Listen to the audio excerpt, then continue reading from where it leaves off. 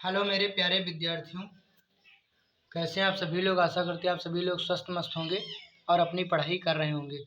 तो आइए आज से इस चैनल पर आपको केमिस्ट्री क्लास 12th और फिजिक्स क्लास 12th के इम्पॉर्टेंट क्वेश्चन मिलेंगे। इस पे बोर्ड से रिलेटेड जो बोर्ड परीक्षा में पूछे जाते हैं हर बार और पूछे जाएंगे।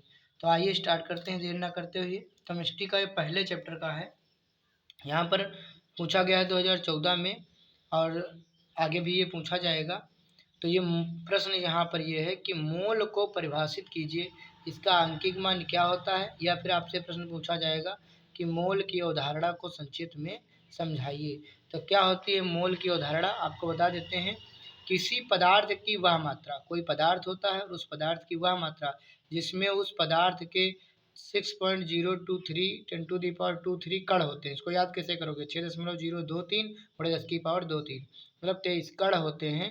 मतलब क्या है, किसी पदार्थ की वह मात्रा जिसमें उस पदार्थ के कितने कण होते हैं, इतने कण होते हैं, तो पदार्थ का एक मोल कहलाती है। क्या कहलाती है, पदार्थ का एक मोल। एक मोल का मतलब होता है कि उस पदार्थ में ठीक इतने कण होंगे। कितने कण होंगे, 6 देखो मैं यहाँ लिख के दिखा देता हूँ। एक मोल का मतलब होता है कि किसी पदार्थ में कितने कण होंगे, 6.023 गुणे 10⁻²3 कण होंगे उसमें। ठीक, उसको हम लोग कहते हैं एक मोल। आगे देखेंगे, प्रत्येक पदार्थ के 1 ग्राम कण भार में उस पदार्थ के इतने कण होते हैं। अतः किसी पदार्थ का एक मोल उसकी 1 ग्राम कण भार जितनी मात्रा को प्रदर्शित करता है।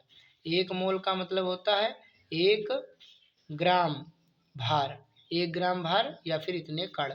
ठीक, यही कहा गया, 1 ग्राम कण भार जितनी मात्रा को प्रदर्शित करता है।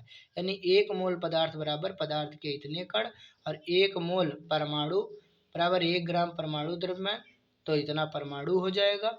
और 1 मोल अणु लेंगे तो 1 ग्राम आणविक द्रव्यमान, तो इतने अणु हो जाएंगे। ठीक, तो समझ में आ गया होगा। 1 मोल में कितने कण होते हैं, तो 1 मोल में होते हैं 6.023 कण। और अगर इसमें परमाणु पूछोगे तो इतने ही परमाणु, अणु पूछोगे तो इतने ही अणु। तो ये चीज़ समझ में आ गई होगी, तो इसका सीधा सा आंसर हो गया। अगला सवाल है, मोललता की परिभाषा दीजिए, इसकी इकाई बताइए। क्या होती है मोललता, ये पूछा गया 2004, 5, 7 लगातार पूछा गया है। ठीक, तो इसको हम लोग देखेंगे मोललता की परिभाषा अगले वीडियो में। तब तक के लिए धन्यवाद।